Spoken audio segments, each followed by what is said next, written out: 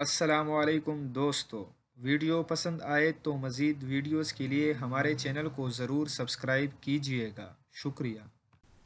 پاکستان تحریک انصاف کی حکومت نے ملک کے معروف اور عالمی شہرت یافتہ مذہبی اسکالر مولانا طارق جمیل کو تمغہ امتیاز دینے کا فیصلہ کیا ہے۔ تفصیلات کے مطابق حکومت پاکستان نے اعلیٰ دینی خدمات پر ممتاز عالم دین اور مبلغ اسلام مولانا طارق جمیل صاحب کو تمغہ امتیاز سے نوازنے کا فیصلہ کر لیا ہے۔